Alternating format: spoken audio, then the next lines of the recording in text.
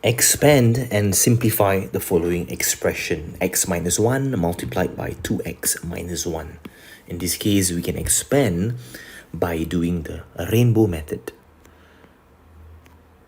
Okay, so x times 2x. First, that will be 2x squared. X times negative 1 will be negative x. Negative 1 times 2x will be negative 2x.